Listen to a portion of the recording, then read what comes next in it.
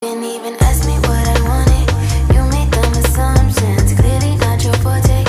Clearly don't be fucking. You've been fucking liars. Thought that I should let you know. And you was talking freaky, like you was gonna show. I started losing interest. I started. Assalamualaikum warahmatullahi wabarakatuh. Waalaikumsalam warahmatullahi Waalaikumsalam wabarakatuh. Perkenalkan, kami dari kelompok 12 yang terdiri dari Vinvilala, ada Elviana Anggraini Putri, dan Emroy Hananda, serta saya, Cantika Dewi, sebagai moderator. Baiklah, di sini kami dari kelompok 12 akan membahas mengenai materi administrasi dan manajemen kepala sekolah. Baiklah, untuk materi pertama itu akan dibacakan oleh Saudari Elvi. Pada Saudari Elvi dipersilakan. Baiklah, di sini ada pendahuluan. Sekolah merupakan instansi pendidikan yang terintegrasi antara komponen yang satu dengan yang lain. Salah satu komponen pendukung yang penting dalam instansi pendidikan, dalam hal ini sekolah adalah tenaga administrasi. Peran dari tenaga administrasi sekolah sangatlah penting dalam mendukung kesuksesan dan kelancaran tata administrasi sekolah. Di dalam menangani tata administrasi sekolah, dibutuhkan suatu keahlian dan kemampuan yang cukup dalam bidang administrasi. Oleh karena itu, sumber daya manusia dalam hal ini, tenaga administrasi menjadi komponen yang penting dalam suatu sekolah. Next.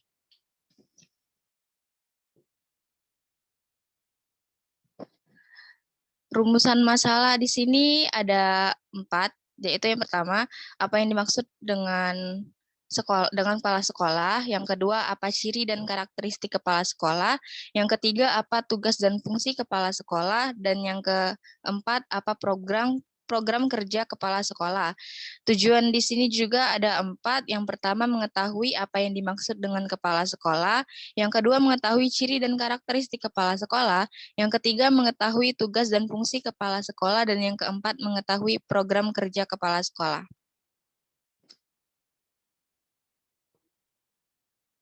Administrasi kepala sekolah. Pengertian kepala sekolah. Kata kepala sekolah berasal dari 2 kata, yaitu kepala dan sekolah. Kata kepala dapat diartikan ketua atau pemimpin dalam suatu organisasi atau suatu lembaga, sedangkan sekolah adalah sebuah lembaga pendidikan di mana menjadi tempat menerima dan memberi pelajaran.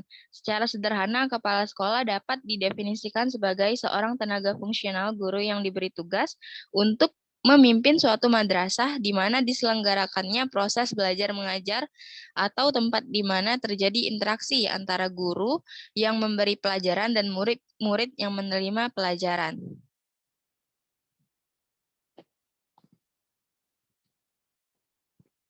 Next. Kepala sekolah yang baik adalah kepala sekolah yang mampu dan dapat mengelola semua sumber daya pendidikan untuk mencapai tujuan pendidikan. Kepala sekolah hendaknya mampu menciptakan iklim organisasi yang baik, agar semua komponen sekolah dapat memerankan diri secara bersama untuk mencapai sasaran dan tujuan organisasi. Keberhasilan sekolah adalah keberhasilan kepala sekolah. Kepala sekolah yang berhasil apabila mereka memahami keberadaan sekolah sebagai organisasi yang kompleks dan unik, serta mampu melaksanakan peranan kepala sekolah sebagai seseorang yang diberi tanggung jawab untuk memimpin sekolah.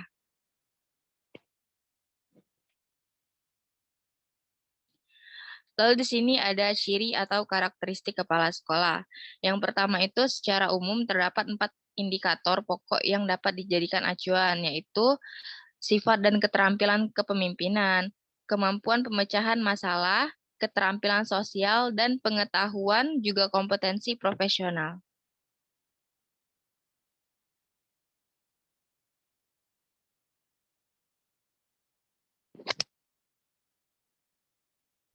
Baik, terima kasih kepada Saudari Elvi yang sudah membacakan pengertian kepala sekolah dan juga karakteristik dari kepala sekolah.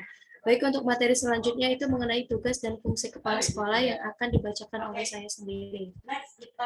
Mulyasa pada tahun 2006 halaman 98 mengemukakan 7 peran utama kepala sekolah, yaitu sebagai edukator atau pendidik, manajer, administrator, supervisor, leader, inovator, dan motivator, atau yang disingkat dengan nama Emaslim.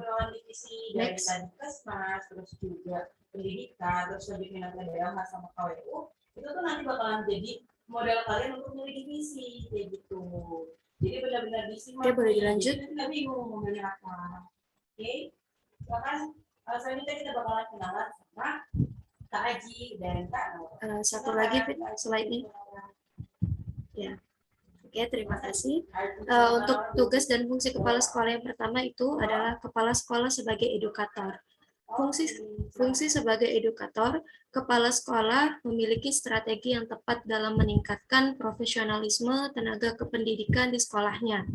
Fungsi kepala sekolah sebagai edukator adalah menciptakan iklim sekolah yang kondusif, memberikan pembinaan kepada warga sekolah, memberikan dorongan kepada tenaga kependidikan, serta melaksanakan model pembelajaran yang menarik, seperti team teaching, moving class, dan mengadakan program selerasi bagi peserta didik yang cerdas di atas normal. Lanjut.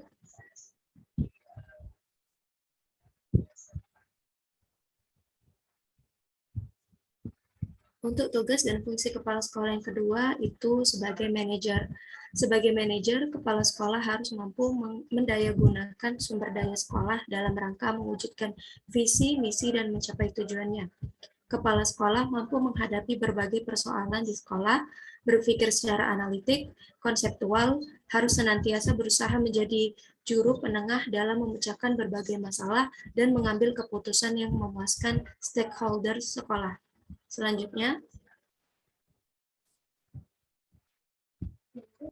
untuk tugas dan fungsi yang ketiga yaitu sebagai administrator. Kepala sekolah sebagai administrator memiliki hubungan erat dengan berbagai aktivitas pengelolaan administrasi yang bersifat pencatatan, penyusunan, dan pendokumenan seluruh program sekolah.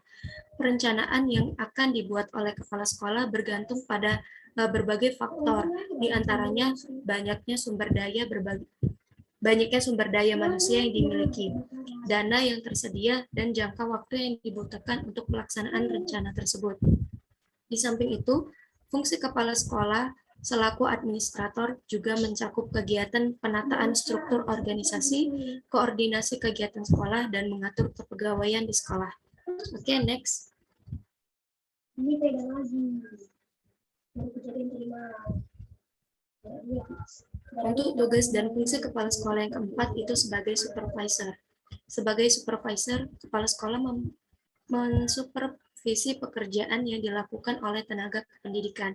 Supervisi merupakan suatu proses yang dirancang secara khusus untuk membantu para guru dan supervisor mempelajari tugas sehari-hari di sekolah, agar dapat menggunakan pengetahuan dan kemampuannya untuk memberikan layanan yang lebih baik pada orang tua peserta didik dan sekolah, serta berupaya menjadikan sekolah sebagai komunitas belajar yang lebih efektif. Oke, next. Untuk tugas dan fungsi kepala sekolah selanjutnya akan dibacakan oleh M. Raihan Ananda. Dipersilakan. Oke, terima kasih. Baik, saya akan lanjutkan. Suara saya terdengar? Ya, terdengar Raihan. Oke. Tugas dan fungsi kepala sekolah. Kepala sekolah sebagai leader, kepala sekolah sebagai pemimpin harus mampu memberikan petunjuk dan pengawasan, meningkatkan kemauan dan kemampuan tenaga kependidikan, membuka komunikasi dua arah, dan mendelegasikan tugas. Kemampuan kepala sekolah sebagai pemimpin dapat dianalisis dari aspek kepribadian, pengetahuan terhadap tenaga kependidikan, visi dan misi sekolah, kemampuan mengambil keputusan, dan kemampuan berkomunikasi. Tugas dan fungsi kepala sekolah yang keenam yaitu kepala sekolah sebagai inovator. Kepala sekolah sebagai inovator dan meningkatkan profesionalisme tenaga kependidikan akan tercermin dari caranya melakukan pekerjaan secara konstruktif, kreatif, delegatif, integratif, rasional, objektif, pragmatis, dan keteladanan, disiplin, adaptabel, dan fleksibel. Kepala sekolah sebagai inovator harus mampu mencari dan menemukan melaksanakan berbagai pembaruan di sekolah.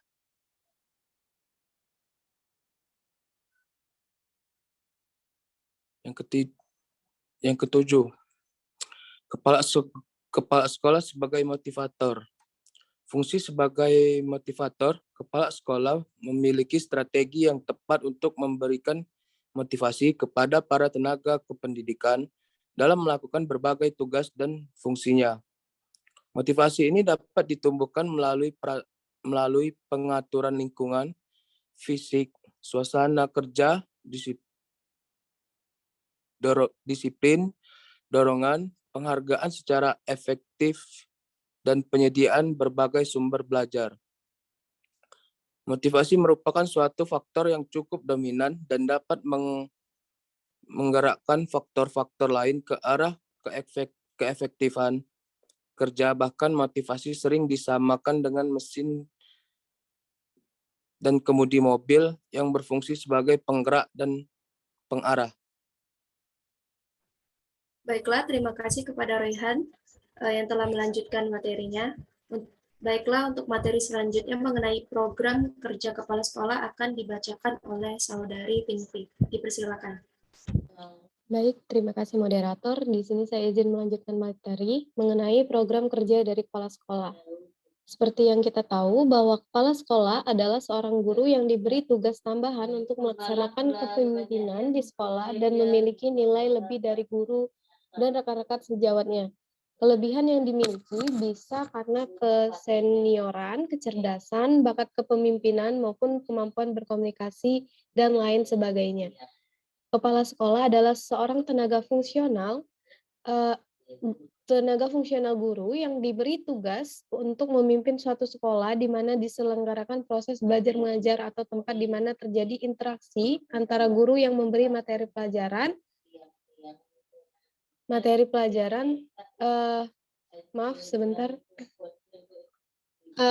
guru yang memberi pelajaran dan murid yang menerima pelajaran. Kepemimpinan kepala sekolah perlu diberdayakan. Pemberdayaan ini berarti meningkatkan kemampuan secara fungsional berdasarkan tugas pokok, fungsi, dan jabatan dengan potensi yang ada di sekolah seoptimal mungkin dan dapat mendukung tercapainya tujuan sekolah. Hal ini jika kepala sekolah mampu melakukan fungsi manajemen dengan baik dan benar, seperti perencanaan, planning, pelaksanaan, implementasi, pengendalian, kontrol, program pendidikan terhadap peningkatan kualitas tenaga pendidikan di sekolah. Untuk pembahasan pertama, yakni ada perencanaan program, di mana perencanaan atau planning ini merupakan suatu proses persiapan kegiatan-kegiatan administrasi secara sistematis sesuai dengan tujuan dan sasaran yang ingin dicapai, baik dalam program jangka pendek, menengah, maupun program jangka panjang. Perencanaan di sekolah merupakan tolak ukur yang harus dibuat oleh seorang kepala sekolah, terutama dalam menjalankan administrasi dan manajemen sekolah.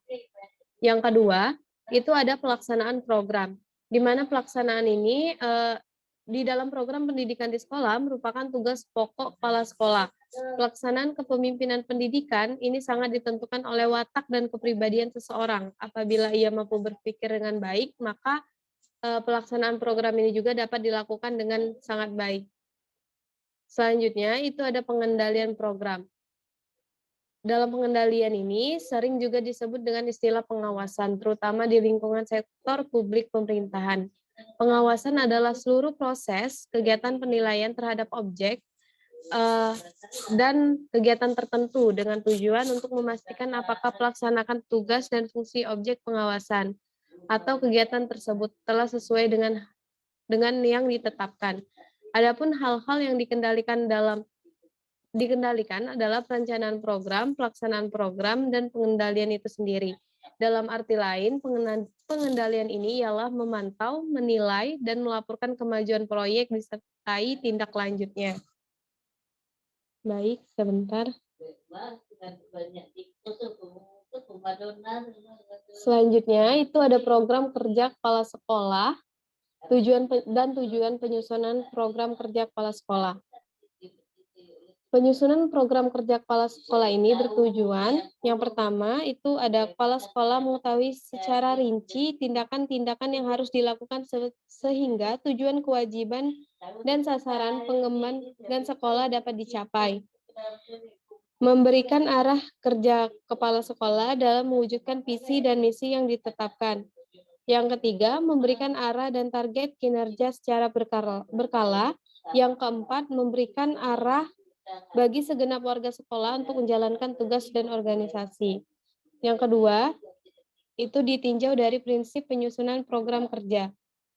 Prinsip penyusunan program kerja yaitu yang pertama ada prinsip relevansi.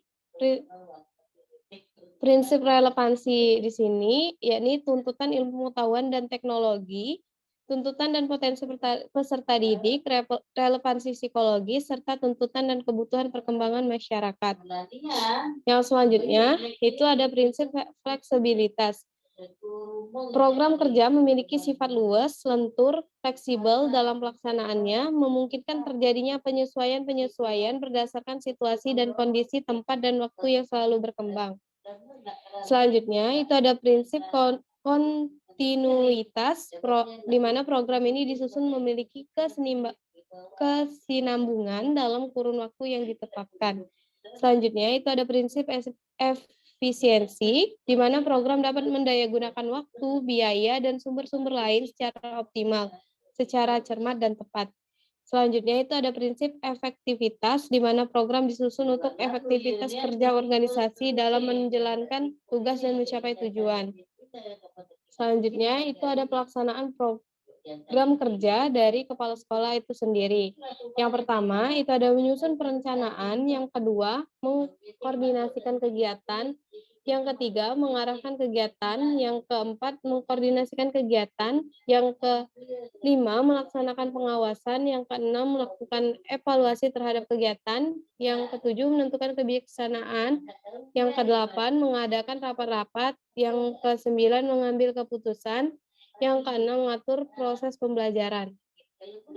Selanjutnya itu ada mengatur administrasi seperti ketatausahaan, peserta didik, ketenagaan, sarana dan prasarana, dan keuangan. Selanjutnya itu mengatur organisasi siswa intrasekolah atau OSIS, dan selanjutnya itu ada mengatur hubungan sekolah dengan masyarakat dan instansi terkait, dan yang terakhir itu ada menyelenggarakan supervisi terhadap satu, ada proses pembelajaran, kegiatan bimbingan dan konseling, kegiatan ekstrakurikuler, kegiatan ketatausahaan, kegiatan kerjasama dengan masyarakat dan instansi, serta kegiatan serta menyelenggarakan supervisi dari sarana dan prasarana dan kegiatan OSIS peserta didik.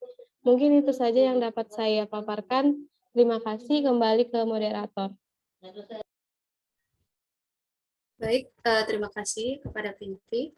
Mungkin inilah materi yang bisa kelompok 12 sampaikan, yang bisa kami sajikan mengenai administrasi dan manajemen kepala sekolah. Saya ucapkan juga terima kasih kepada teman-teman yang sudah bekerja sama dalam mengerjakan tugas ini. Semoga bagi teman-teman yang menyaksikan video ini dapat memahami apa yang sudah kami sampaikan. Mungkin saya selaku moderator pamit undur diri. Jika ada kesalahan saya mohon maaf, kepada Allah saya mohon ampun. Saya akhiri, wassalamualaikum warahmatullahi wabarakatuh. Waalaikumsalam warahmatullahi wabarakatuh. Waalaikumsalam warahmatullahi wabarakatuh.